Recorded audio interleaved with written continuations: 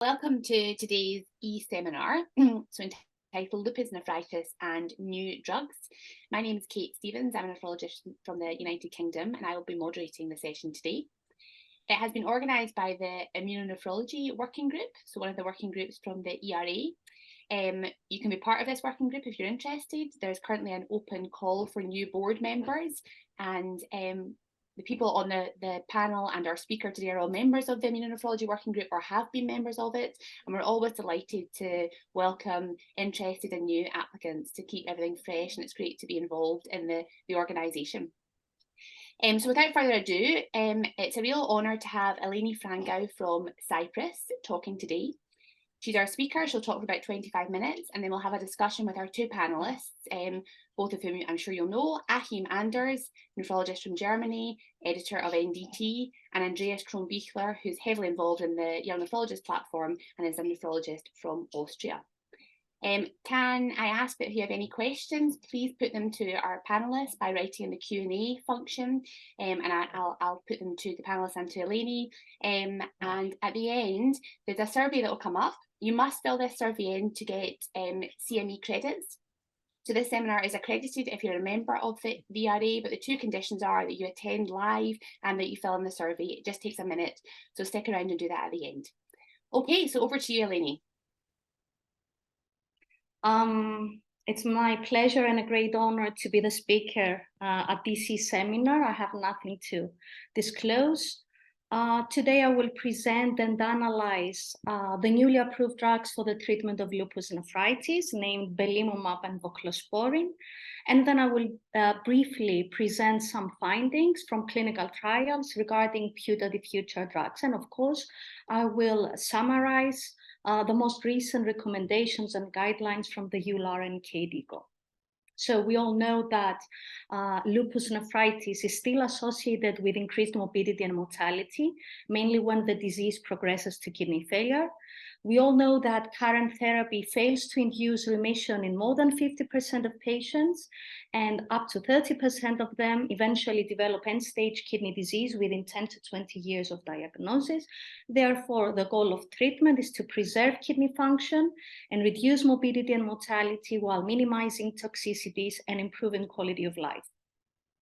The pathogenesis of lupus nephritis is complex. It involves defective clearance of immune complexes, defective clearance of apoptotic cell debris, excessive innate immune cell activation, including toll-like receptors and interferon production, abnormal T cell and B cell responses, B memory cells and memory T cells, long-lived plasma cells, and finally the production of autoantibodies that form immune complexes in end organ tissues of lupus, such as the kidney.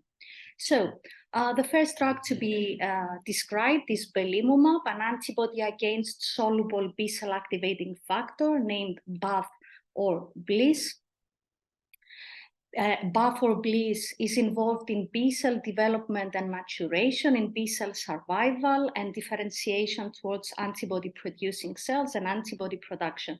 Therefore, Belimumab inhibits all these processes.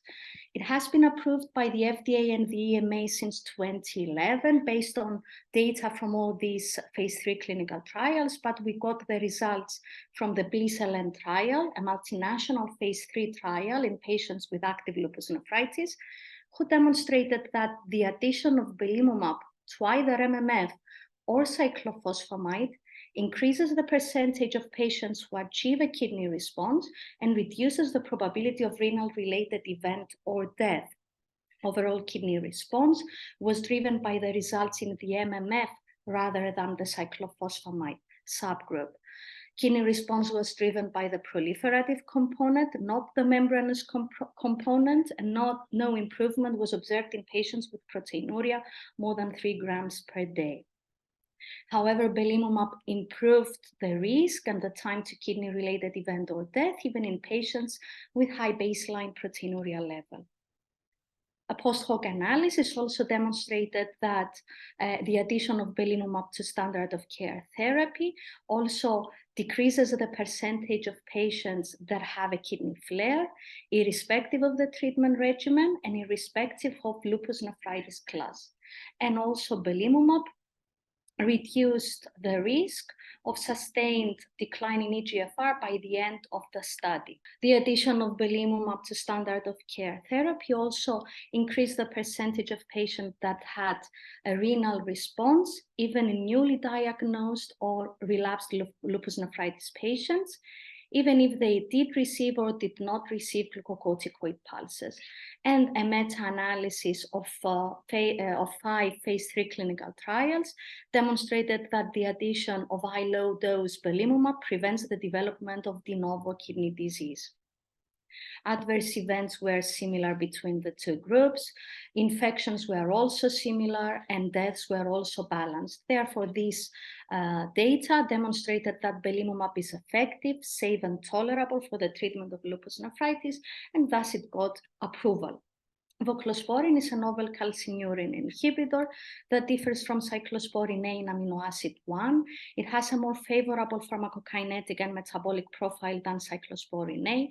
There is no need to measure its blood levels since it has stable levels during the day. It inhibits calcineurin, therefore it inhibits the translocation of N-fat to the nucleus to induce IL-2 transcription that is required for T-cell survival. Therefore, in addition to its actions in T cells, voclosporin also stabilizes podocyte cytoskeleton. Therefore, it directly minimizes podocyte injury. Data from the Aurora 1 multi-ethnic phase 3 clinical trial demonstrated that the addition of voclosporin to MMF and low-dose steroids that go down to 2.5 milligrams by 16th week increases the percentage of patients who achieve complete renal response and also rapidly reduce proteinuria to less than 0.5 grams per day. Time to 50% reduction in proteinuria could be achieved in the voclosporin group in less than a month. And we all know that the rapid reduction in proteinuria represents a very good predictor of long-term favorable kidney outcome in patients with lupus nephritis. Improved proteinuria persisted over time, leading to more frequent complete renal responses in the voclosporin group, as evidenced by the data from the long-term extension trial that added voclosporin for an additional of 2 years. Corrected eGFR slope was improved in the voclosporin versus the placebo group. Adverse events and serious infections and infestations were similar between the two groups. Deaths were more in the placebo. Glucose remained stable in both. Lipids decreased more in the voclosporin group. And together, all these demonstrated that voclosporin is effective, safe, and tolerable over 3 years for the treatment of lupus nephritis. Thus, it got approval. However, it is not indicated in patients with eGFR less than 45, since these patients have been excluded from the studies. And the Aurora trial also demonstrated that rapid tapering to very low dose steroids is feasible in lupus nephritis, probably reducing cumulative organ damage and steroid toxicity index. Anifrolumab is an antibody against the receptor of interferon A type 1. It has approval for the treatment of moderate and severe lupus, but not lupus nephritis. In TULIP-2 phase 3 clinical trial in patients with active lupus, anifrolumab, when added on standard of care therapy, it was demonstrated that it increased the percentage of patients who achieved a response, and it increased the time to first flare. However, frequency of herpes zoster was higher in the anifrolumab group. This clinical improvement was sustained over time until 4 years. And glucocorticoid tapering was also sustained. Serious adverse events were reduced in the anifrolumab group, mainly in the glucocorticoid responders. Unfortunately, in the phase 2 clinical trial named TULIP-Eleni in patients with proliferative lupus nephritis, the addition of anifrolumab to MMF in the basic regimen and the intensified regimen failed to meet the primary endpoint of the study, that was 24-hour proteinuria reduction. The intensified regimen, however, increased the percentage of patients who achieved complete renal response, and this response was sustained over time. and steroid reduction was also sustained in the intensified regimen. And based on this, high-risk phase 3 clinical trial is ongoing in patients with active lupus nephritis. So, all cells of the innate immune system and the adaptive immune system, as well as other molecules implicated in the pathogenesis of lupus nephritis, represent putative novel targets. Atacicept is a fusion protein, is a receptor construct that blocks both APRIL and B-cell activating factor BAFF. Therefore, in addition to blocking the maturation of B cells and their differentiation, it also targets long-lived plasma cells.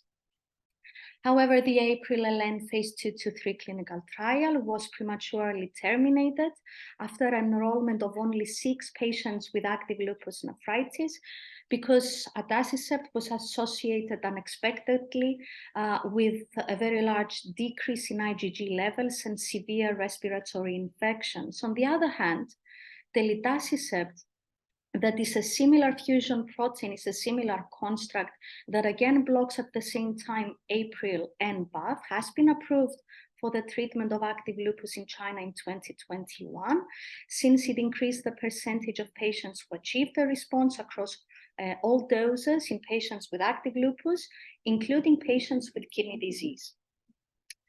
We know rituximab is a type 1 antibody against CD20, the molecule expressed on B cells and kills B cells.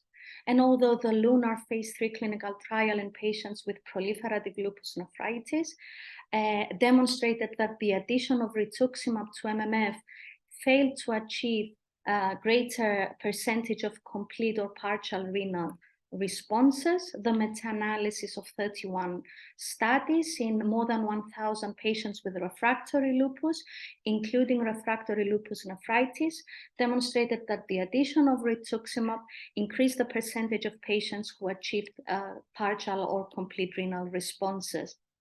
And the most recent guidelines, and I'm referring to the KDIGO guidelines, recommend that rituximab can be used off-label in persistent disease activity or in unsatisfactory response in patients with lupus nephritis. Obinutuzumab is a type 2 antibody against CD20 that has a greater affinity for Fc gamma receptor 3 on effector cells than rituximab, and therefore it kills B cells more effectively.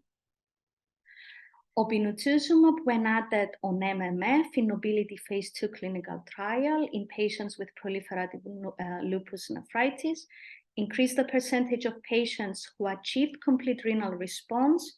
It reduced anti-dsDNA titers and restored the levels of C3 and C4. And a pre-specified subgroup analysis also demonstrated that the benefit with obinutuzumab was greatest in patients with proteinuria more than 3. However, this result was not statistically significant, and the benefit was greatest in patients with class 4, irrespective of whether they had concomitant class 5. Adverse events were balanced between the groups. Deaths were more in the placebo group. And the most common adverse events with obinutuzumab were urinary tract infections and bronchitis. The post-hoc analysis demonstrated that the addition of Belimumab increased time to unfavorable kidney outcome. It increased time to a kidney flare. It stabilized the reduction in eGFR and sustained steroid reduction. And currently, the phase 3 Regency and posterity trials are ongoing. An OBILUP trial is examining whether obinutuzumab can be used as a steroid-sparing agent. Daratumumab is an antibody against CD38 on plasma cells. It targets long-lived plasma cells, and it has been tested in patients with refractory lupus, including refractory lupus nephritis, and its administration after all these agents, including bortezomib, a proteasome inhibitor, effectively reduced proteinuria in K series. It reduced serum creatinine, improved anti-dsDNA levels, but also decreased preformed vaccine-mediated titers. And currently, based on these results from case reports, a phase 2 clinical trial in active lupus nephritis is ongoing. Regarding JAK inhibitors, baricitinib, a JAK1/2 inhibitor in a phase 2 clinical trial in patients with active lupus, non-kidney disease, improved skin and joint disease. However, results were not repeated in a phase 3 clinical trial. However, filgotinib, a selective JAK1 inhibitor, seems to reduce proteinuria by 50% at 4 months in patients with membranous nephropathy. However, this study had very small number of patients enrolled. In lupus, there is an acquired deficiency of IL-2, leading to impaired function and impairment of T regulatory cells. And to this end, low-dose IL-2 is being substituted in patients with refractory lupus. It has been tested in LUP-IL-2 phase 2 clinical trial, and the results demonstrated increase in the percentage of patients who achieved the response in the post-hoc analysis. And currently, phase 3 clinical trials in lupus nephritis regarding low-dose IL-2 substitution are ongoing. And finally, the complement in the kidney is also activated intrarenally, and to this end, ravulizumab, a C5 inhibitor, and iptacopan, a factor B inhibitor that inhibits the alternative complement pathway, are being tested in phase 2 trials in patients with lupus nephritis. Based on these advances and the recent approval of Belimumab and Voclosporin, the EULAR and the KDIGO updated their recommendations and their guidelines. The EULAR recommends that patients with active proliferative lupus nephritis should receive either MMF or low-dose cyclophosphamide. The combination with Belimumab and either MMF or low-dose cyclophosphamide, or the combination of a calcineurin inhibitor, especially Voclosporin or tacrolimus with MMF, should be considered. On the other hand, the KDIGO recommends that patients with active lupus nephritis, including or not class 5, should receive glucocorticoids and one of the following options, either in combination with cyclophosphamide or mycophenolic acid, or in a triple regimen that includes either Belimumab or a CNI, including Voclosporin. Physicians are allowed to decide if and when combination therapy should be used, and these were based on these facts. Novel therapies are approved for all lupus nephritis patients, therefore all patients could benefit from combination therapy. Studies were designed for early treatment of combination therapy. However, rates of complete renal responses are still low, even in patients that receive combination therapy. The cost of these novel therapies are very high, and there is always the potential of overtreating some patients who could have responded to either MMF or cyclophosphamide alone. The final decision should depend on the patient's preference and on the individual patient characteristics that include the histological class, the presence of proteinuria, the amount of proteinuria, baseline kidney function, extrarenal manifestations, the risk of infertility, and adherence. Belimumab reduces the risk of flare in all classes, but is more effective in patients with proteinuria less than 3 grams per day. Voclosporin can rapidly reduce proteinuria in patients with nephrotic syndrome. However, it is not indicated in patients with eGFR less than 45 mL per minute, and Belimumab is doing well in patients with extrarenal manifestations. If combination therapy is not given in naive active lupus nephritis patients, then this combination scheme could be reserved for patients with relapsing disease, or in patients with inadequate response by 3 to 6 months. Patients that have a response should continue immunosuppressants for at least 3 years. Patients that were initially treated with either MMF or a combination therapy with Belimumab and MMF, or a combination therapy with a calcineurin inhibitor and MMF, should remain on that regimens. However, azathioprine and MMF should replace low-dose cyclophosphamide even if it was given alone or in combination with Belimumab. The KDIGO agrees on that and also tells us that individual cases or when there is no access to MMF, azathioprine can be used.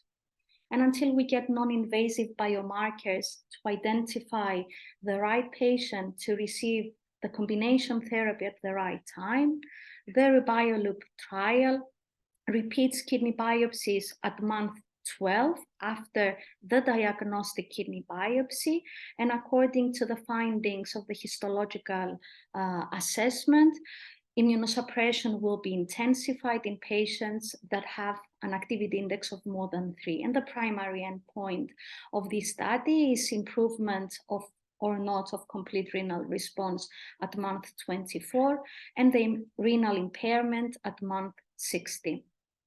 And this approach, this per protocol repeat kidney biopsy approach in lupus nephritis may also guide immunosuppression withdrawal and personalized therapy if it regards combination therapy, new agents or not. Thank you for listening, and I would be happy to discuss and answer questions. So thank you very much, Eleni. That was very clear, running through all of the very exciting developments there are in lupus nephritis. So we've had some questions through on the Q&A function, and I'll do my best to get through all of them because these are from people who are here live. We've also had a number of questions sent through in advance, and we're in a very fortunate position that we've got 3 experts, so Eleni, Achim and Andreas, who can answer all of our questions. So just to give you a little bit of a break, Eleni, because you've worked hard. Achim, can I come to you first of all? What do you think is the most important difference between the guidelines, the KDIGO and EULAR guidelines? Because I think one of the things for just people who are dealing with lupus in the clinic is it's sometimes difficult to know which drug to use when, and it's difficult sometimes to follow guidelines when there's a bit of free license and you have the ability to choose. So maybe you could tell us what you think the most important differences are. Oh, Achim, we can't hear you. Excuse me. That's okay. I think in terms of the immunosuppressive regimens, the guidelines are incredibly consistent, also because they are based on the same set of interventional trials. The main difference is by the scope of the organization that launched them. So the EULAR obviously has a different kind of perception of lupus nephritis than what has the KDIGO that makes guidelines with only nephrologists on board. And this, of course, puts some more strength on or more relevance to the CKD aspect of lupus nephritis. I think we have a great appreciation of the upcoming CKD therapies and also non-drug interventions to improve the outcome and also cardiovascular complications of CKD patients, to which also lupus nephritis patients belong to. EULAR obviously has a strong focus on immunotherapy. Of course, there are the ACE inhibitors and the blood pressure control and these things that are there since many different versions. But I think the main innovations now have been related to the immunotherapies. And as Eleni mentioned, now we have the CNIs as a part of the initial treatment, eventually the biological drugs part of the initial treatment. This is a completely change of the previous approach where you had a first line, second line therapy, and there the biological drugs were only listed as a potential second line or third line therapy. This has now changed, and this is consistent among both guideline entities. So you mentioned sort of 2 important things there. So there's obviously the medications in terms of improving cardiovascular risk and the generic blood pressure SGLT2 inhibitors. So I think there's been some questions about that we'll come back to. But if we focus on the immunotherapies for now, so Andreas, a few people have made the point that Voclosporin is not always easily accessible. And in fact, Achim was telling us before this started that in Germany, it's not accessible because of cost. So do we think that cyclosporin tacrolimus has the same role as Voclosporin? And is there study evidence to support that? No, that makes me really sad because I think we have a very good phase 3 trial, as Eleni mentioned, with Aurora 1 and also the extension trial, Aurora 2, studying patients for 3 years. And the evidence for cyclosporin is based on a very old study conducted in the Czech Republic and also in Asian populations.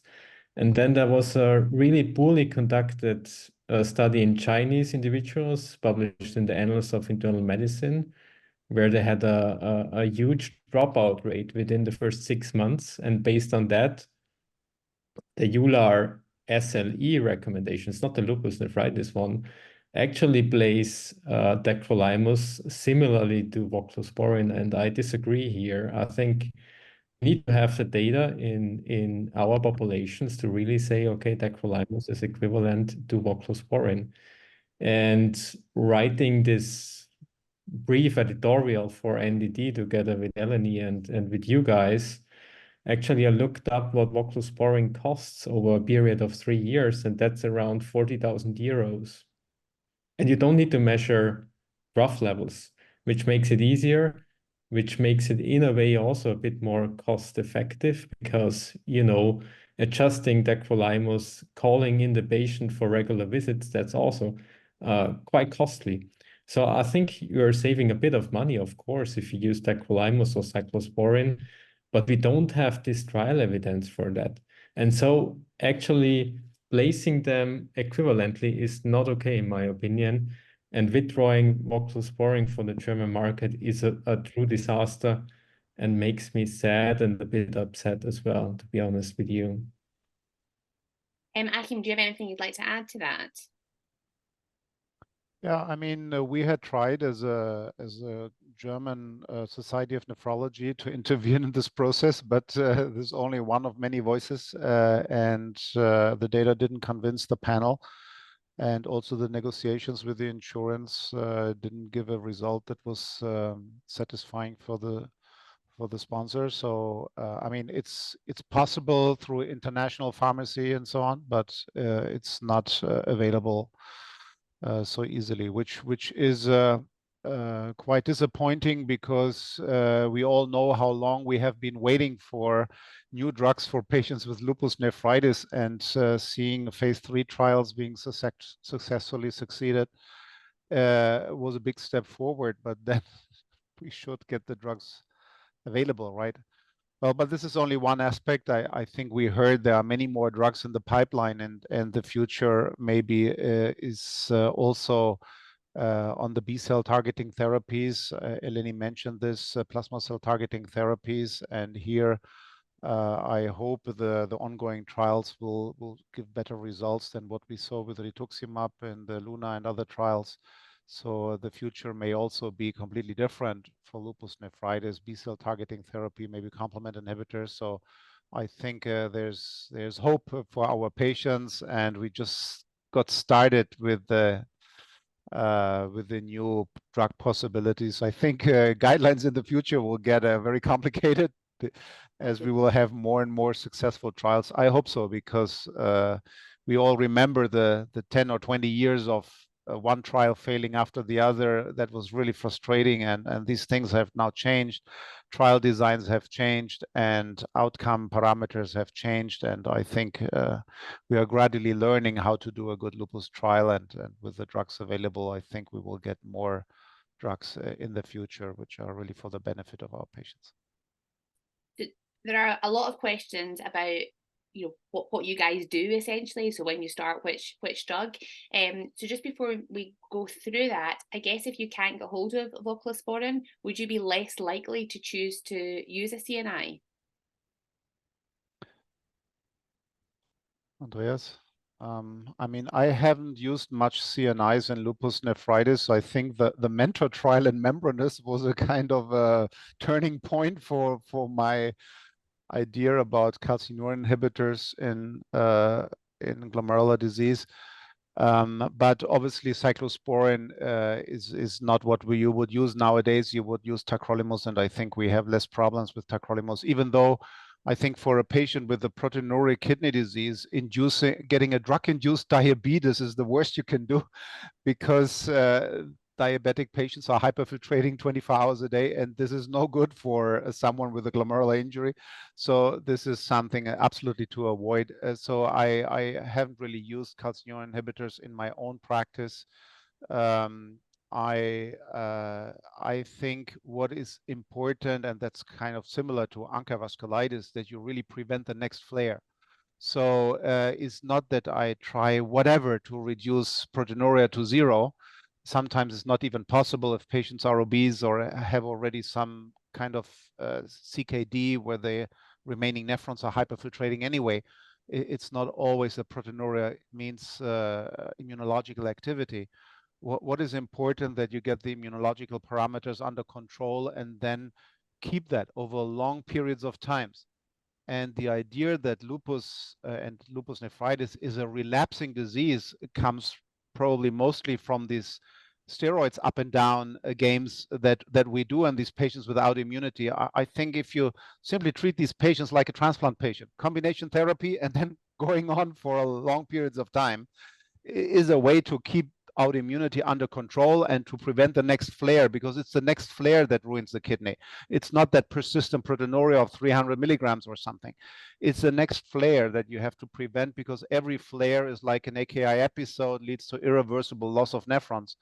And there are now good data published in NDT to support that it's really with every flare you reduce the chance to undergo complete remission. And you increase the risk for having CKD progression. This is because with every flare you lose nephrons. Yeah. And that's what we got to prevent. And for this, I think the trials that show a rapid control of proteinuria are good. But what is more important are data to show that drugs have the potential to prevent the next flare, and such data are available for Belimumab. I think that's a good argument to use Belimumab even early. And maybe soon we will have B-cell targeting therapies that are even more potent, that are a bit faster than Belimumab eventually, because it takes a while. So I think that the future will go in that direction. And on this part also, drug adherence is important, and for this also parental treatment, injections or infusions may be helpful, because we know not everyone is taking the pills, and yeah. That's another cause for relapsing disease, which should be avoided whenever possible. Okay, so thank you, Joachim. That's helpful. So Andreas, in your practice, what would your approach be to a patient with lupus nephritis? Well, I think we have made some good experience with the old CNIs in the past. So I still have a couple of patients on Cyclosporin. But in the last couple of months, I haven't really seen de novo lupus nephritis patients who I can put on Voclosporin. I had a couple of critical ones. And in line with what Achim said, I think compliance adherence is a huge issue. So some are really strict in what they are taking, and they are really, they are really adhering to what you're prescribing. But then you have this, percentage of patients who are really hard to treat. And then you need to be much more aggressive, especially if you don't have people from this area, from Europe. I find it's very difficult to treat them. So mainly we have a lot of people from Turkey or also from the Balkan countries, and they have much more aggressive lupus nephritis than what we usually encounter when somebody is coming here from Middle Europe, let's say. So I'm much more actually focusing on early remission. That means a combination therapy, and that comprises either, MMF cyclophosphamide plus Belimumab or MMF plus Voclosporin, and trying to minimize steroids, because that's definitely the devil's medication we are using.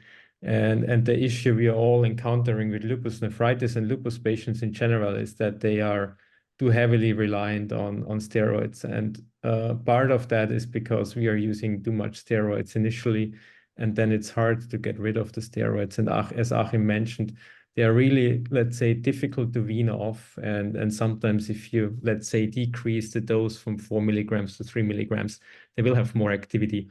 Or let's say, symptoms from steroid withdrawal. So that's a problem.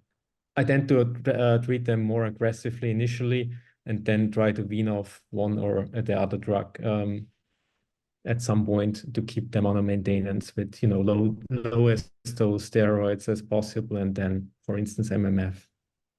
Yeah, so that brings us to one of the live questions. So if somebody's on triple immunosuppression, let's say they have a relatively straightforward course, after 3 years, how do you decide what you're going to start withdrawing? So Eleni, why don't I ask you that first of all and give Andreas a break? So if somebody's on triple immunosuppression therapy, I think everybody would agree you want them to be on little or no steroid where possible. But what would you go about withdrawing first, and how would you decide? Okay, so it's not an easy thing to withdraw immunosuppressants in a patient with lupus nephritis in remission. First, because there is no definition of remission that is widely accepted. For sure, I would first try to reduce steroids. However, for sure, not abruptly, because abrupt discontinuation will increase the risk of flare.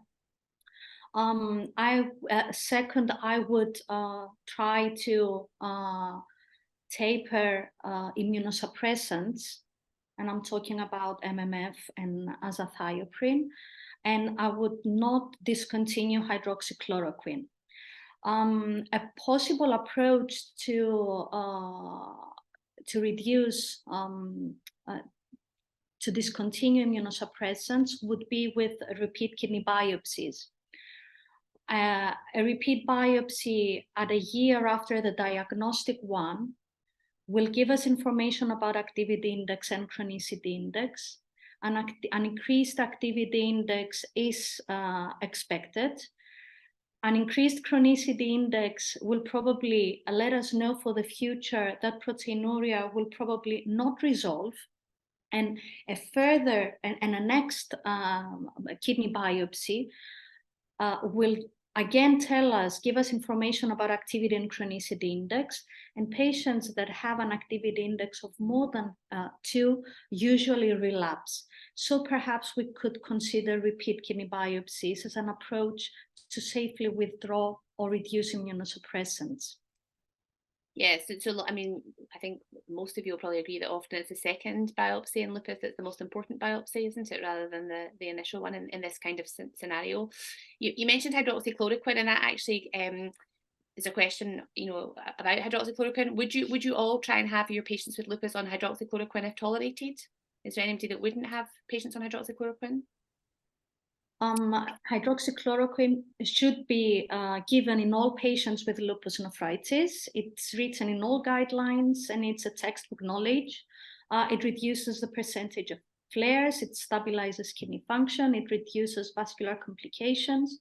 Of course, we have to keep in mind that it can probably have adverse events such as retinal toxicity, skin pigmentation, rarely cardiac conductivity abnormalities, or phospholipidosis in the kidneys. The EULAR guidelines recommend to administer hydroxychloroquine at the dose of 5 milligrams per kilogram, and we could check the retina annually. But of course, I would keep hydroxychloroquine in all patients, and of course in patients that wish to become pregnant, and I will keep it throughout pregnancy as well. Yeah, absolutely. And I take Achim and Andreas, just a nod, you agree with that, yeah? Yeah, okay, perfect. So a few people asking about Belimumab specifically, and wondering whether or not you would put people on Belimumab from the outset. So if somebody comes to you in the clinic setting for the first time, would you go mycophenolate, steroid and Belimumab? And how would you decide who you gave the Belimumab to specifically? So can I come to you, Achim? Yeah, that's a question, I think, on which every one of us has to make up his mind. We don't really have data that compare the two approaches, but we have positive evidence for the early use of Belimumab. So you have to ask yourself, why shouldn't I do that? The reason could be costs and reimbursement issues in some countries. So I would say every patient that comes back with a flare should get the triple combination for sure. And if you can afford it, you should strongly consider it even on the first event. Yeah. Because, I mean, we know that many patients do very well also without a Belimumab, right? I mean, that's something, it's not that lupus treatment was invented only with Belimumab. I mean, we had ways to treat these patients also before. But it's hard to predict who would need it and who would not need it. So the trial says if you give it to everyone, you have 11% higher rate of patients reaching certain criteria after 1 year.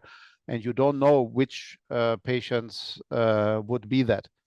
And so I think the number needed to treat is fair. And if the insurance covers the cost, I think I would advocate the early use in all the patients. So I'm going to ask you that in a slightly different way, Andreas. If you had lupus nephritis, would you want Belimumab from the outset, assuming that cost was no barrier? Well, that's a very difficult one, I guess. I would certainly like to have MMF, low-dose steroids and hydroxychloroquine. But then if I personally can choose, I'm not a big Belimumab fan myself. So I like B-cell depletion in a different way. I still believe that LUNAR was not a bad trial. So we still have a delta efficacy of 11%. And if I would be able to choose, I would go for obinutuzumab, to be honest with you. Okay. As a personal treatment, although there is, of course, no phase 3 trial, as Eleni mentioned, but I guess the phase 2 trial is really convincing. And I like that you need to use it, every 6 months, and that's definitely an advantage. Okay. But I definitely like to have a triple treatment. So it's definitely that I would like to have a combination therapy. Okay. Okay. So you would like to have more than just mycophenolate, steroid, and hydroxychloroquine? Yeah. Okay. True of you all. So Achim, Eleni, you might not agree on what you would have. No, I'd like to add something. Yeah. So I mean, we have now first data on the CAR T cells, right? CD19 CAR T cells, and the people that do that claim that with this they can cure the worst forms of lupus. Okay, I'm not saying that I want the CAR T cells, but I think it's a great proof of concept that B cells are important in lupus. And Belimumab is currently the only approved B cell targeting therapy in lupus. So I think if you don't want to be off target, you can off label. You can use Belimumab as the only approved B-cell targeting therapy currently. But, and this I find a very interesting argument, obinutuzumab is available. And obinutuzumab, we have a positive phase 2 trial. So what you should no longer do is write letters to the insurance companies asking for reimbursement of rituximab, because there's not a single positive rituximab trial in lupus nephritis. And even though this is written in the guidelines that it could be used as a third-line therapy, I find it quite a good argument to say, don't do that. Ask for obinutuzumab off-label, because at least there is a positive phase 2 trial, which is a much better evidence than for rituximab. So I think we can stop talking about rituximab in lupus nephritis, but eventually start talking about obinutuzumab, even though the phase 3 trial not yet finished. But at least we have a positive phase 2 trial, and this is more than what we ever had for rituximab. So I think the future will be a B-cell targeting therapy, but currently approved and available and reimbursed is only Belimumab. So let's start with that. Okay. But you've answered another question then, the advantage of using Belimumab rather than rituximab. So thank you. You have answered that question. Okay, so I think steroids are always a big thing for people, and it's often easy, isn't it, just to reach and just give people some steroids exactly for the reasons you were describing, Andreas. So we have a question here. I'm going to read it to you because it's quite long, but I think it's probably helpful. So in the new guidelines, the dose we can see lower doses of prednisolone dose, so it's halved compared with previous guidelines, and that's based on the Voclosporin trials. So is that now a recommendation for any treatment regime? So for example, if you were using Belimumab, would you use the lower doses of steroid? And how would you go about tapering? So first of all, is the lower dose of steroid recommended for all these regimes? Yes? So So I read this question already, and it's very difficult to answer because, of course, recommendation guidelines are not for everyone. So let me just tell you a story. We just had a young lady, 20 years old, biopsied class 4 lupus nephritis with acute kidney failure. So really steadily increasing creatinine.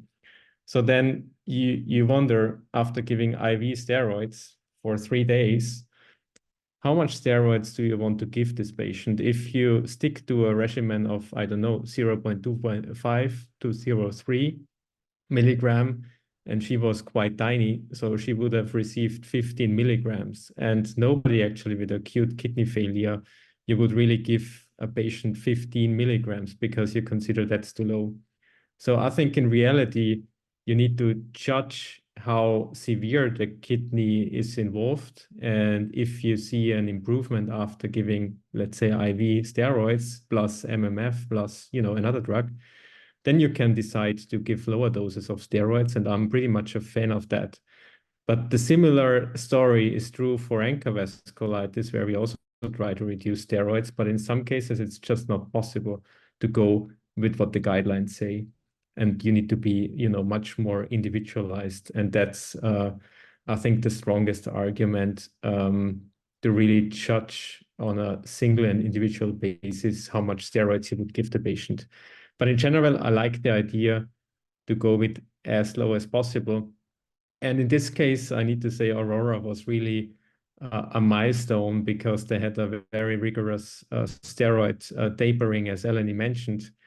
And that was not the case for the Belimumab trial. That was not the case so much for the Obinutuzumab phase 2 trial. So Aurora really proved that it's possible to go down to 2.5 milligrams at, I think, week 16. And that's really a great achievement in lupus and lupus nephritis. So I need to applaud the company to do that. And I think that's a very good point. Okay, thank you. I'm conscious of time, and there are lots of questions about this, not unexpectedly. But there's 3 things I want to try and get through. So first of all, in terms of what we are doing here with immunotherapy, in other settings, for example, ANCA vasculitis or transplant, we would use medication to prevent bacterial infection, to prevent CMV disease, etc. So in your practice, Eleni, would you use cotrimoxazole, for example? Would you measure IgG? What would you do in the lupus setting? Okay, so regarding trimethoprim sulfamethoxazole, I usually use these agents as a prophylaxis for pneumocystis pneumonia, mainly in patients that are already on B-cell targeted therapy or at high dose steroids. At the dose of prophylaxis. Regarding CMV, no, I'm not routinely administering valganciclovir as is being done in kidney transplantation. However, not regularly, but I do measure CMV DNA levels in some patients. Regarding vaccinations, I apply all vaccinations according to my local guidelines. Of course, not live vaccination.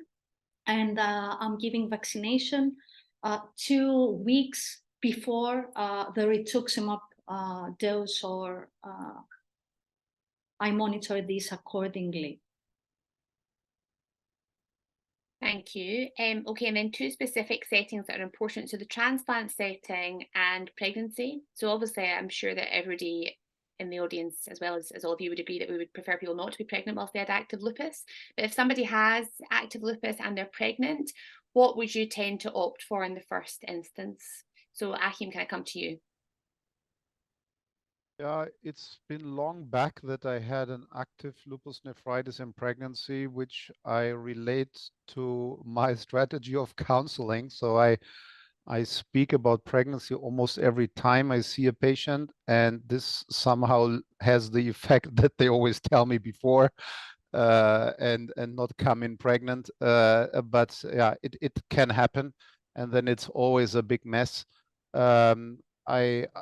I mean, there are drugs that can be used as a thioprin, steroids, cyclophosphamide in late pregnancy, but I think we should make more efforts to avoid these kind of things. I understand that central Munich is maybe not like central London, so some things happen more often in certain places.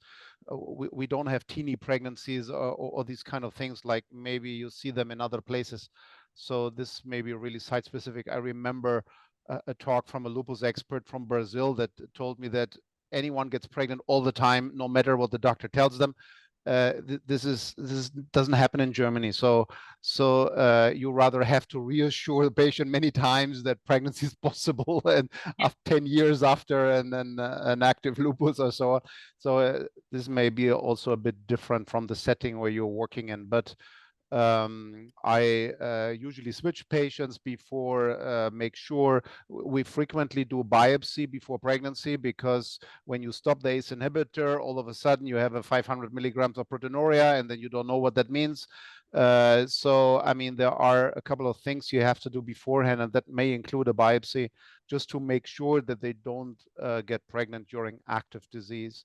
Okay, perfect, thank you. So then the other sort of important setting is transplant. So is there any place for Belimumab or Voclosporin in transplant patients who have a lupus relapse? So Andreas, can I ask you? Are there any?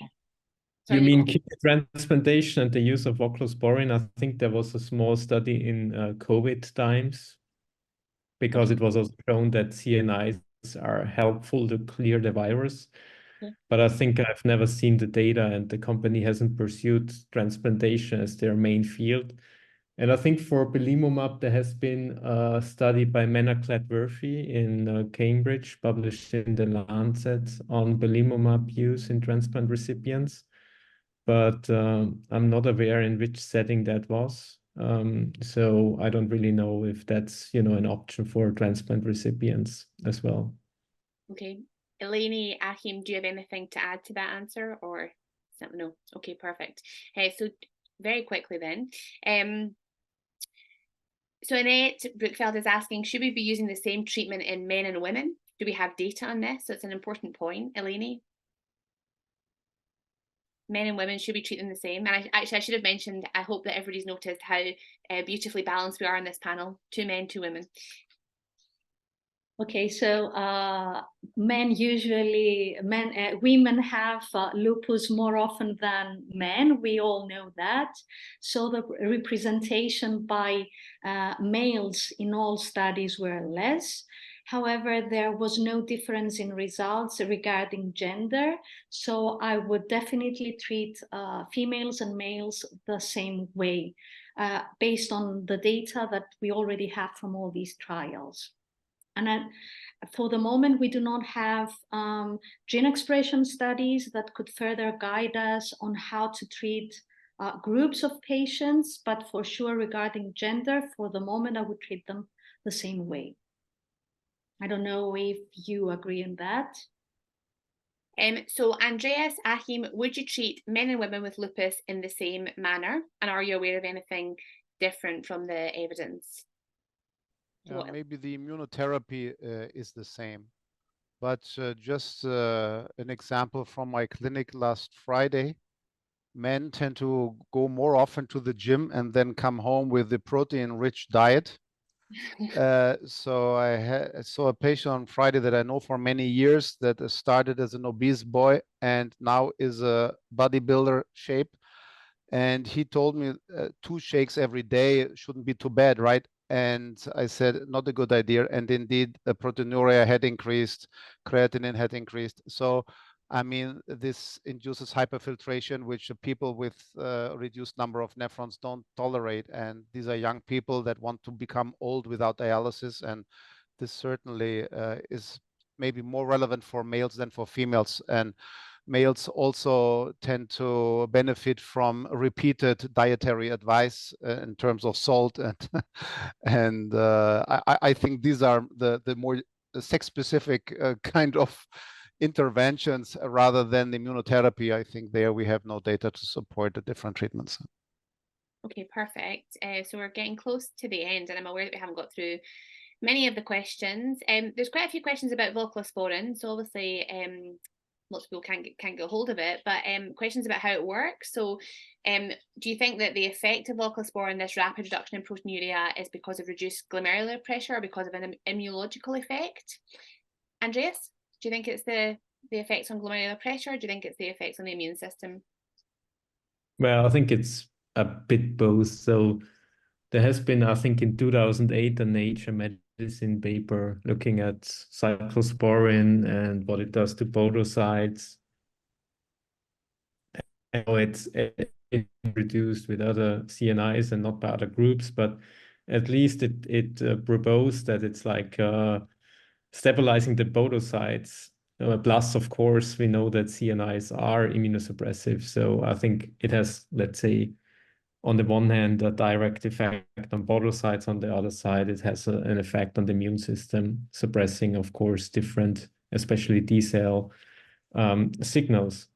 So I think what's striking to me is if you look at the Aurora trial data, is that you see this early response in proteinuria reduction. And that's, of course, what we want to see.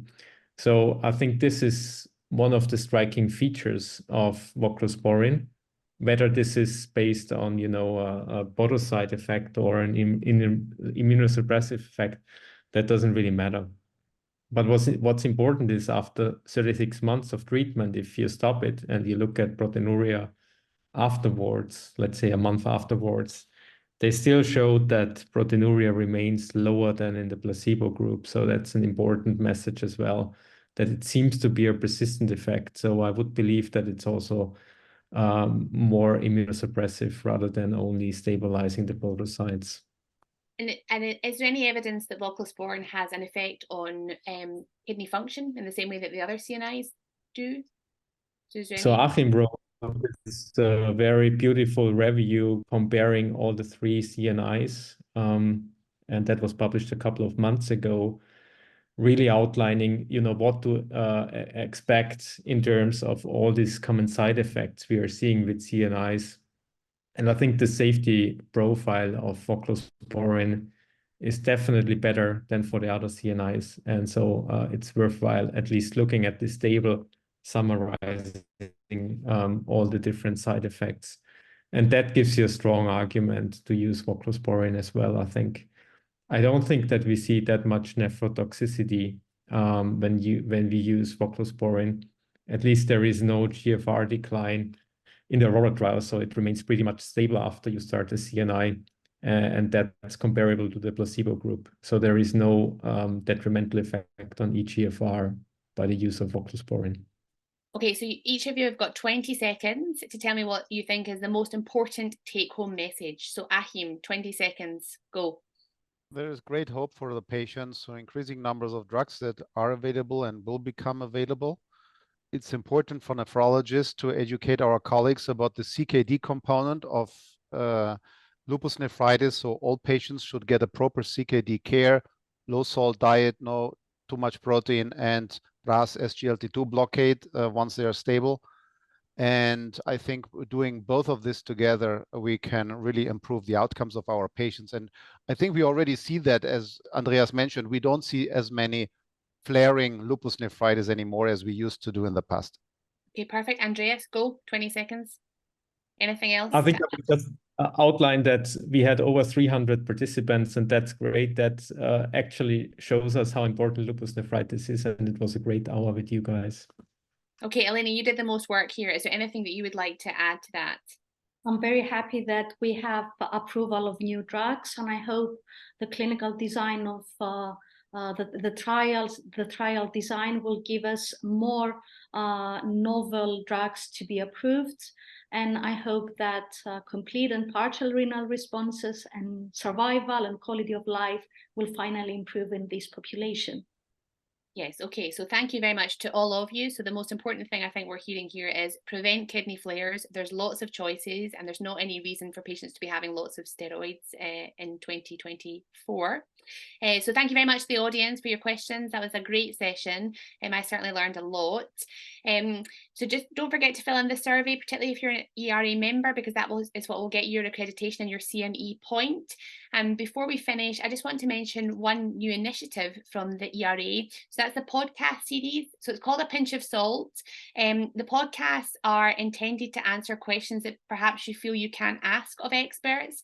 Often at congresses and at other meetings, the focus can be on what is about to happen, so ongoing clinical trials and on other aspects of research, but not necessarily what people do in their own clinical practice. So the podcasts are designed to speak to experts and to try and answer those questions that you maybe are too embarrassed to ask. They're short, you can listen to them at any point. You can get them on all the standard forums, so you can get them on Spotify, Amazon Music, YouTube.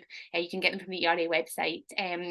Achim is appearing on one soon, not yet, but soon. And we have other, in addition to experts and talking about specific clinical problems, we also have a couple where people are talking about themselves and how they've managed to become, for example, editor of NDT or be involved in the Young Nephrologist platform. So they are a good listen and I would encourage you to have a look. Okay, thank you very much and have a good evening, everybody.